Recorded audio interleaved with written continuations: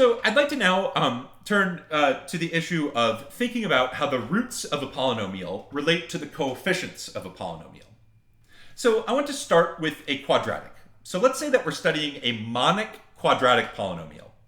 What this means is that the polynomial looks like t squared plus c1 times t plus c sub 0. And let's say that we're lucky enough to have a factorization, t minus the first root multiplied by t minus the second root. Well, we can multiply out this factorization, and what we obtain is t squared minus the quantity r1 plus r2 times t plus r1 times r2. And if we stare at this for a moment, we realize that there's a relationship between the roots of this polynomial and the coefficients of this polynomial. If we just compare the coefficients, we see what those relationships are. The coefficient in front of t is c1 originally, but with our factorization, we see that that c1 has to equal negative the sum of the roots, r1 plus r2. So the coefficient in front of t in a quadratic is always the negation of the sum of the two roots. We also get a relationship for the constant coefficient. The coefficient c sub 0 here is always equal to the product of the two roots of the polynomial. So for any quadratic, we know how to relate the two roots to the coefficient of t and the constant coefficient c0. The coefficient of t is negative the sum of the roots, and the constant coefficient is the product of the two roots. So the punchline here is that the roots are related to the coefficients. And there's a general formula that says that quadratic example is no accident. And this is what's called the Vieta formulas. So the most general formulation says the following. Let's look at a monic polynomial. So that's a polynomial whose leading coefficient is 1 of degree n. So that polynomial looks like t to the n plus the coefficient of t to the n minus 1, which is c sub n minus 1, plus a bunch of terms until we finally get to the constant coefficient, c sub 0.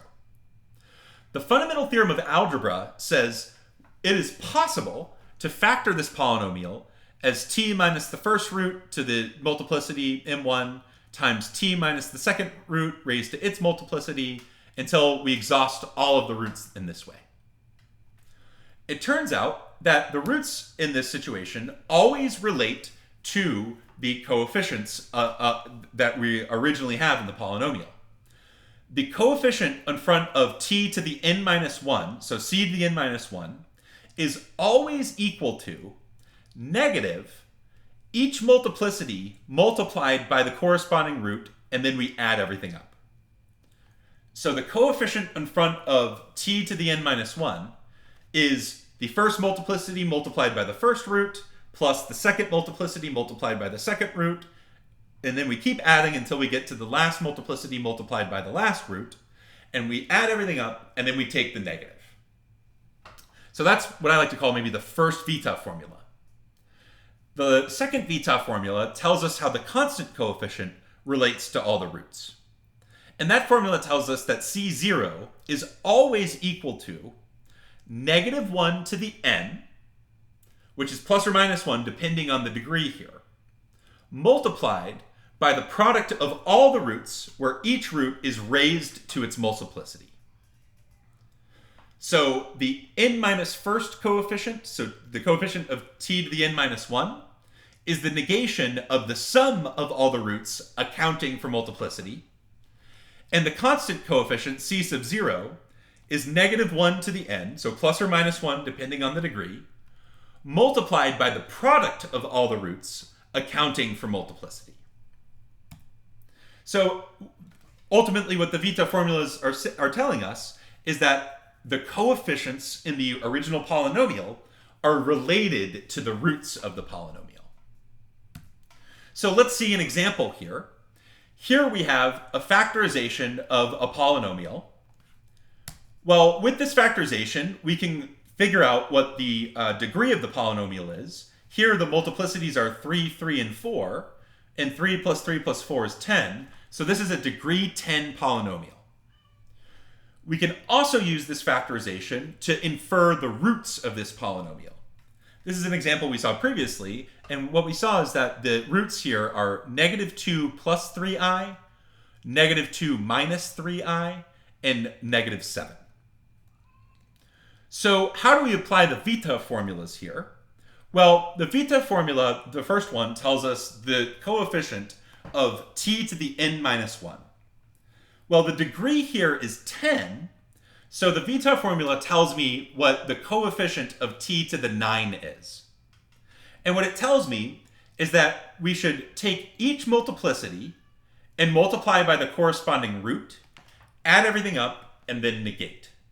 So here we'll be looking at 3 multiplied by -2 plus 3i, plus 3 multiplied by -2 minus 3i, plus 4 multiplied by -7. And we add all those up and take the negation of that sum, and here we get 40. So whatever this degree 10 polynomial is, we know that the coefficient of t to the 9 is equal to 40 here. What about the constant coefficient? Well, the Vieta formula tells me that the constant coefficient, c sub 0, is always equal to -1 to the degree, so in this case, -1 to the 10th, which turns out to just be +1, multiplied by the product of all the roots, where each root is raised to its multiplicity. So this would be -2 plus 3i cubed, multiplied by -2 minus 3i cubed, multiplied by -7 raised to the 4th. I did that product, and I ended up getting this very large number, 5274997. So we were able to figure this out by just applying the Vieta formula. The constant coefficient is -1 to the degree, multiplied by the product of all the roots, where each root is raised to its multiplicity.